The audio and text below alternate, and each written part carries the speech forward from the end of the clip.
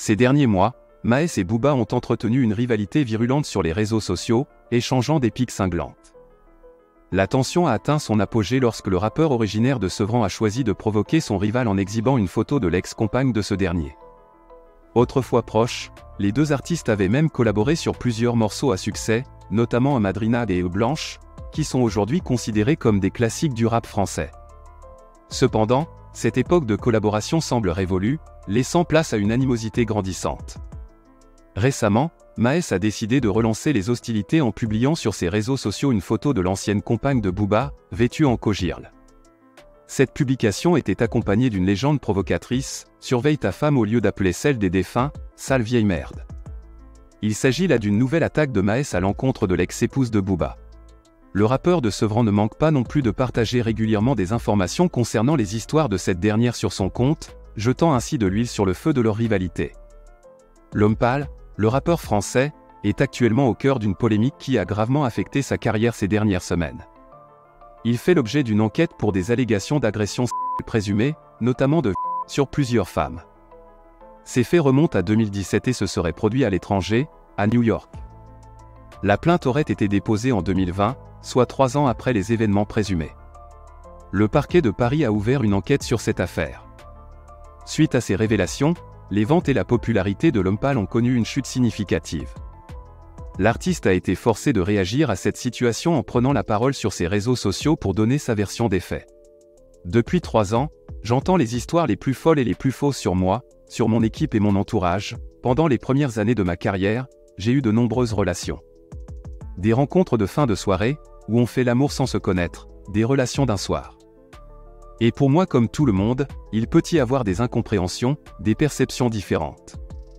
Il y en a dans ma vie comme dans celle de chacun et de chacune, je répondrai à la justice lorsqu'elle m'interrogera. Je suis serein, je sais que la vérité sera faite. Et ce que je peux vous dire aujourd'hui avec certitude est simple: est-ce que j'ai forcé qui que ce soit à faire quoi que ce soit?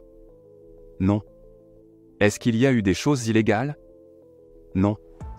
Et je ne le laisserai jamais dire: je sais ce que j'ai fait et ce que je n'ai pas fait. Je sais que je n'ai rien à cacher. Et aucune raison de me cacher. Les accusations d'agression sexuelle portées contre l'homme pâle semblent avoir un impact significatif sur sa carrière musicale. Les ventes de ses disques connaissent une chute notable. Son dernier album, intitulé Au mauvais ordre, était classé 12e dans le top des ventes et comptait encore près de 3000 exemplaires écoulés au début du mois de juillet. Cependant, il est désormais en 37e position avec seulement 1461 exemplaires vendus. Cette baisse représente une diminution de 48% du volume des ventes en un mois et demi. Son single Decrescendo connaît également une chute importante, passant de la 46e à la 108e place dans le top des singles. De plus, son album Janine, qui était toujours très populaire 5 ans après sa sortie, a reculé de la 20e à la 32e place dans le classement des ventes, avec une baisse de 36% du volume des ventes. En outre, les répercussions de ces accusations affectent également la tournée de l'homme pâle, avec des dates annulées ou en suspens, notamment sa déprogrammation du festival Le Cabaret Vert. La situation actuelle compromet sérieusement la carrière musicale de l'artiste, qui fait face à un défi majeur pour restaurer sa réputation et sa popularité dans le paysage musical français. Corleone, le rappeur français, a récemment fait son retour avec un nouveau morceau, le premier extrait de son prochain album intitulé L'attaque des clones. Le morceau Shafkat a été dévoilé le 25 juillet, accompagné d'un clip sur la chaîne de son collectif. Ce titre a généré une grande réaction sur les réseaux sociaux en raison de ses paroles ciblant Gérald Darmanin, le ministre de l'Intérieur. Les paroles incluent la phrase provocatrice « Je préfère être accusé d'antisémitisme que de comme Gérald Darmanin ». Cette déclaration a suscité l'attention du public et a relancé certaines accusations à l'encontre du ministre. Après la fuite de son nouveau titre Amérique du Sud sur Spotify, Freeze Corleone a réagi à cet incident. Le rappeur avait initialement prévu de dévoiler ce morceau plus tard, mais il est apparu sur la plateforme de streaming de manière inattendue. Freeze Corleone a exprimé sa surprise face à cette situation en publiant sur Twitter « Spotify salique mes sons ». Cette réaction témoigne de sa perplexité quant à la manière dont le morceau a pu se retrouver sur la plateforme sans son autorisation préalable. Son manager, Sean, a également pris la parole sur les réseaux sociaux pour expliquer que cette sortie prématurée n'était pas planifiée. Cependant, il a assuré qu'il ferait le nécessaire pour que le morceau puisse être diffusé sur d'autres plateformes de streaming. Le nouvel album de Freeze Corleone, L'attaque des clones est très attendue par ses fans et est prévue pour le 11 septembre. La tracklist de l'album a été dévoilée, comprenant 13 titres, bien que pour l'instant aucun featuring n'ait été annoncé.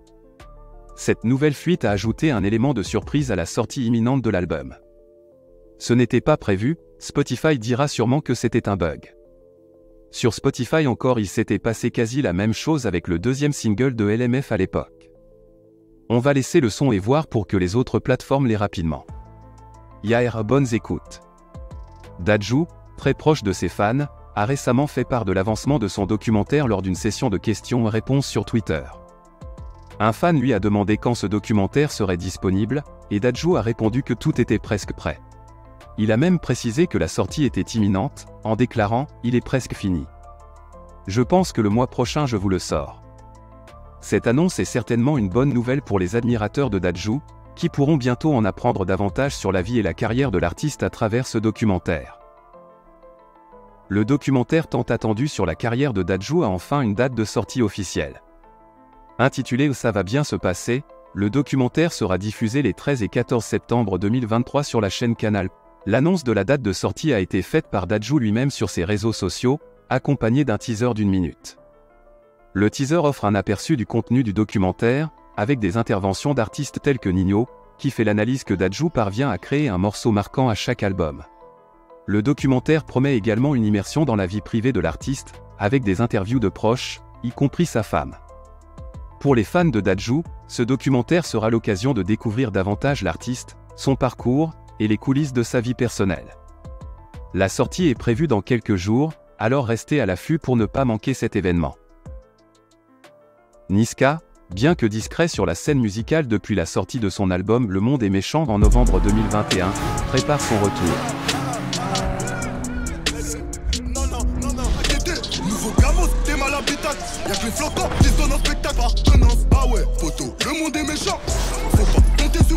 L'artiste a annoncé sur Instagram qu'il se prépare à sortir de nouveaux titres et à repartir sur scène.